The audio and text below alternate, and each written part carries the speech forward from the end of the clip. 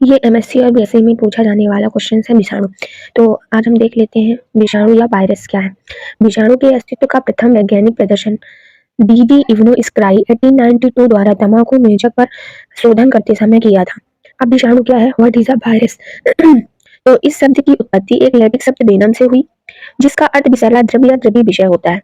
ल्यूरिया 1953 की परिभाषा के अनुसार विषाणु उप सूक्ष्मदर्शी जीव है जो विशेष जीवित कोशिकाओं में प्रवेश करने तथा इन कोशिकाओं में ही प्रजनन करने में समर्थ होते हैं। विषाणु परम सूक्ष्मदर्शी एवं मध्य अंतरकोशिकी परजीवी एवं स्वयं त्रिगुणनशील आकोशिकीय जीव होते हैं। इनके विस्तृत अध्ययन और इलेक्ट्रॉन सूक्ष्मदर्शी द्वारा किया जाता है। इस परिपक्व विषाणु कण विरियन भी कहा जाता है तथा इन दोनों शब्दों को कभी कभी एक दूसरे के बदले का प्रयोग किया जा सकता है। फिर सामान्य लक्षण, ये परम सूक्ष्मदर्शी होते हैं तथा 20 से 350 nm तक बीम रखते हैं। ये मध्य अंतरकोशिकी परजीवी होते हैं तथा प्राणी रहित संवर्धन माध्यम पर असंवर्धनशील होते हैं। यह जैव संवर्धन माध्यम से सरलता से वृद्धि कर सकते हैं। ये आणविक फिल्टरों द्वारा अक्षांशील होते हैं। ये केवल कृंतक प्रोटीन से बने होते हैं। ये जीवाणु के कुछ बाहर का 60 से 95 मतलब 95% तक का हिस्सा बनने वाली बाहरी परत या कैप्सिड मुक्त प्रोटीन से बनी होती है, जो लिम्फो विषाणुओं में लिम्फोड अथवा लिम्फो प्रोटीन्स की एक अतिरिक्त परत होती है। इसमें केवल एक ही प्रकार के न्यूक्लिक अम्ल होते हैं। ये डीएनए तथा आरएनए पर दोनों कभी नहीं होते। न्यूक्लिक अम्ल एक अणु होता है यदि एक रेलिकॉन्स जो या तो एकल अथवा द्विसूत्री हो सकता है। इनमें स्वयं के कोई उपापचयी विकार अथवा प्रोटीन संश्लेषण निकाय नहीं होते हैं तथा परपोषी की मशीनरी का अपने प्रोटीन्स के संश्लेषण हेतु प्रयोग करते हैं। ये द्विगुणन करते हैं पर बढ़ते नहीं हैं। इनका न्यूक्लिक अम्ल परपोषी कोशिकाओं को विषाणुओं के विभिन्न भागों को पूर्ण संक्रमण कणों विन्यास में संयोजी करते हेतु निर्देशित करता है। इनके अपेक्षित तथा क्रिस्टलीकृत किया जा सकता है। फिर विषाणु की आकार की आमाप तथा साइज। तो साइज क्या है? विषाणु का आमाप भिन्न भिन्न होता है।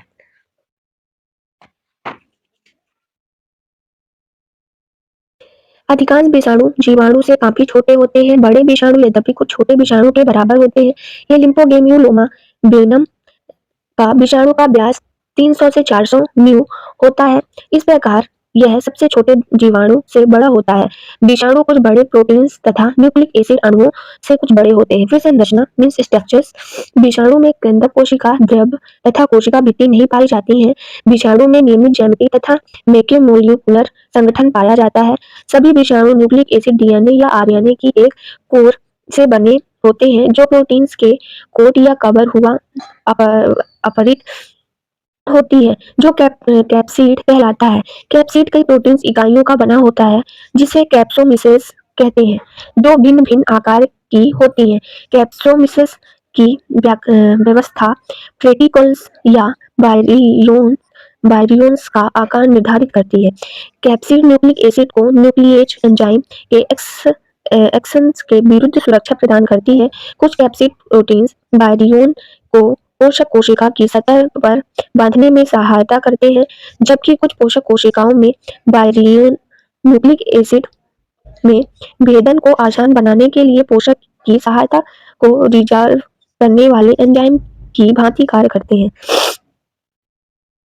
विषाणु को कैप्सिड के आर्किटेक्चर के आधार पर विभिन्न आकार की प्रकारों में वर्गीकृत किया जा सकता है। कैप्सिड तथा इंडिविजुअल कोशिकाओं कैप्सिड की संरचना इलेक्ट्रॉन माइक्रोस्कोप तथा एक्सरे क्रिस्टलोग्राफी द्वारा अध्ययन किया जा सकता है।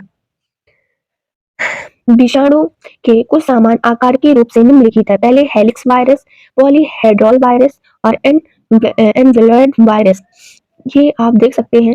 हेल्की वायरस क्या है? यह विषाणु सिलिंड्रिकल्स या रॉड के आकार के होते हैं। ये न्यूक्लिक एसिड तथा केंद्रक अक्ष तथा हेलिकल स्प्रिंग के भांति कुंडलित होते हैं। ये प्रोटीन्स उप इकाइयों तथा हेलिकल स्प्रिंग के चारों ओर हेलिकली ऑरेंज होते हैं। हेलिकल्स वायरस के समान उदाहरण है न्यू प्रोएक्टेस्टॉल वायरस, मास वायरस, रेजीव वायरस ट्रोकोमेजोक वायरस। फिर पॉलीहाइड्रल वायरस। इन विषाणु में न्यूक्लिक एसिड एक खोखले पॉलीहाइड्रल हैंडल के अंदर अज्ञात रूप से पैकेट हो, होता है। इनमें फेसेज की संरचना के आधार पर पुनः टेट्राहेड्रल, एक्टाहेड्रल्स तथा आइसोसाइहेड्रल्स के रूप में वर्गीकृत किया जाता है और इसमें से आइक्रोसाइहेड के रूप में लगभग वृत्ताकार रूप में कैप्सोमिसेड ट्रैकिंग या वैकिंग के कारण सर्वाधिक प्रभावी आकार माना गया है। हाइसोहेड्रॉन्स में 12 कोन्स, 20 त्रिकोणीय मुख तथा 30 एंजेज पाई जाती हैं। उदाहरण के लिए एंडीनो वायरस, पेलियो वायरस।